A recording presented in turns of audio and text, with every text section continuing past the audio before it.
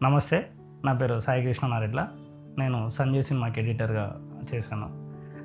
ఇంతకుముందు నేను అసోసియేట్ ఎడిటర్గా మేం ఫేమస్, రైటర్ పద్మభూషణ్, దండోరా, పల్లబురుసు అనే సినిమాలకు చేశాను. ఎడిటర్గా నాకు సంజీవ్ మొదటి సినిమా. సంజీవ్ గురించి చెప్పాలంటే, నాకు అనిల్ తమడా మీడియాలో యాక్టర్గా ట్రయల్ చేసినప్పుడు నేను అక్కడనే ఎడిటర్గా నా కెరీర్ స్టార్ట్ చేశాను. అనిల్ నాకు కాల్ చేశాడు ఒకరోజు, ఫోన్ చేసి ఇట్లా బ్రో నేను ఇట్లా సినిమా చేద్దాం అనుకుంటున్నా, దానికి నువ్వు ఎడిట్ చేయాలని అడిగాను. అవునా, ఏంది స్టోరీ అంటే, నాకు ఇట్లా చిన్న ఒక వన్ లైనర్గా ఇట్లా ఉంటుంది ఇట్లా అని చెప్పేసిండు. సరేలే చేసుకునిరా చేద్దామని చెప్పిన.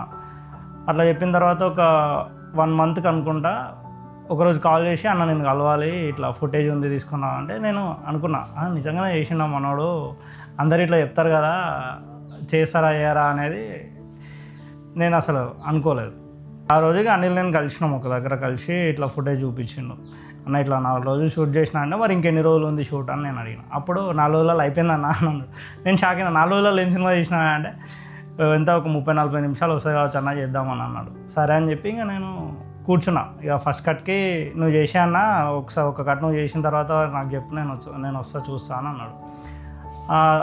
అప్పుడు నేను ఎడిట్ చేయడం స్టార్ట్ చేస్తూనే 30 నిమిషాలు అన్నాడు మనోడు, ఇదేంది 40 నిమిషాలు 50 నిమిషాలు వస్తుందని చేస్తుంటే ఇది 1 hour 20 minutes వచ్చింది.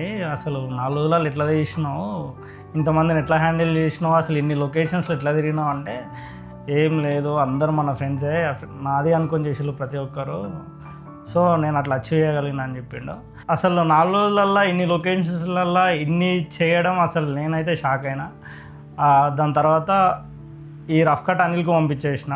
ఆయన చూసుకొని కొన్ని చేంజెస్ ఉన్నాయన్న, చిన్న కట్స్ చేసుకుందాం మనం ఇది అని చెప్పేసి, అప్పుడు మళ్ళీ ఎడిట్ మీద ఇద్దరం కూర్చోవడం స్టార్ట్ అయింది. పెద్ద చేంజెస్ ఏం లేకుండా కానీ ఒక 10 minutes అట్లా ట్రిమ్ చేసినాం. ఎందుకంటే చేంజెస్ చేసే అంత వేస్ట్ ఫుటేజ్ ఆయన ఏం తీయలేదు. ఏం కావాలో అంతవరకు తీసుకొని వచ్చిండో, సినిమాకి ఏం కావాలో అది కంపల్సరీ తీసుకున్నాడు. అది ఎంత కష్టపడ్డాడో నాకు అక్కడ చూస్తే నాకు అర్థమైంది.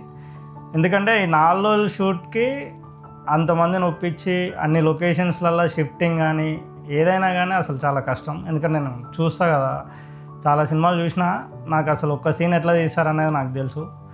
కానీ మనోడు చాలా కష్టపడ్డాడు దీనికి, అది అందులో కనిపిస్తుంది మీకు సినిమా చూస్తే. ఎక్కువ ఎక్కడ అంటే లాగ్ అయ్యేది ఎక్కువ వర్క్స్కి మధ్యలో. ఎట్లా అంటే ఒక టైంకి ఒకరు ఉంటే ఒకరు ఉండకపోయేది. మేము ఒక రఫ్ కట్ చేసి దాన్ని డబ్బింగ్కి పంపిస్తే అది మళ్ళీ మనకు వచ్చేసరికి మళ్ళీ డబ్బింగ్ నుంచి తీసుకొని ఒక కట్ చేసి, అంటే ఐ మీన్ చిన్న అడ్జస్ట్మెంట్స్ అవి చేసి మళ్ళీ మ్యూజిక్కి పంపించాలి. అయితే ఒకరోజు అనిల్ ఇట్లా ఫోన్ చేసి నాకు డిఐకి పంపించాలి ఒక కాపీ అని అంటే, నేను సరే డిఐ అని చెప్పి మనం అంటే ఏ డిపార్ట్మెంట్కి పంపించినా ఒక వాటర్ మార్క్ వేస్తాం. ఏంది for music, for dub, for SFX, for DI, ఇట్లా ఏ డిపార్ట్మెంట్కి ఆ డిపార్ట్మెంట్ వాటర్ మార్క్ వేసే పంపిస్తాం. ఎడిట్ నుంచి కంపల్సరీ వాటర్ మార్క్తోనే బయటికి వెళ్తుంది. సో నేను అట్లా ఫర్ డిఐ అని వాటర్ మార్క్ వేద్దామని చూస్తూ ఉంటే దాని మీద ఇయర్ ఉంటుంది కదా, అది 2024 అని ఉండే, అది ఇప్పుడు 2025 ఈ మంత్, అంటే ఆల్మోస్ట్ ఒక ఇయర్ అయిపోయింది. సర్లే ఇక కొత్త యాక్టర్ కదా టైం పడుతుందని నేను అనుకున్నా. మెల్లగా అట్లా చూస్తూ ఉంటే 25 కూడా పోయింది, 26 వచ్చింది. 26 వచ్చినాక అప్పుడే మనోడు దాదా సాహెబ్ ఫాల్కే అవార్డు కానీ వాటికి పంపించిండు. అక్కడ మంచి అప్రిషియేషన్ వచ్చింది. సో అక్కడ నుంచి నేషనల్గా ఇంటర్నేషనల్గా కూడా మనోడు పంపించిండు. మంచి ఒక గుర్తింపు వచ్చింది సినిమాకి. సో అప్పుడు ఆహా వాళ్ళు ముందుకు వచ్చి ఇట్లా మేము తీసుకుంటే మేము స్ట్రీమ్ చేస్తామని చెప్పడంతో అనిల్ ఇంకా మళ్ళీ నా దగ్గరకు వచ్చిండు, ఇట్లా కాపీ రెడీ చేద్దామన్నా ఆహా వాళ్ళకు ఓకే అయిందంటే, ఓ సూపర్ కంగ్రాట్స్ అనుకున్నాం. ఇంకా అక్కడ నుంచి ఇంకా ఫైనల్ కాపీ ఆహా వాళ్ళకి ఇట్లా కావాలని అట్లా అన్నీ రెడీ చేసి పంపించేసినాం. ఫైనల్గా మన సంజయ్ సినిమా ఇప్పుడు ఆహాలో స్ట్రీమ్ అవ్వబోతుంది. మీ అందరికీ నచ్చుతుందని మేము నమ్ముతున్నాం. మీరందరూ సంజయ్ సినిమాని బిగ్ స్క్రీన్లో కూడా చూసి ఎక్స్పీరియన్స్ చేయాలనుకుంటే మేము త్వరలో ప్రీమియర్స్ ప్లాన్ చేస్తున్నాం. అది ఎప్పుడు అనేది మీకు ఇన్స్టాగ్రామ్ హ్యాండిల్లో అనిల్ మీకు పోస్ట్ చేస్తూ ఉంటాడు. రండి మామ, మాట్లాడుకుందాం.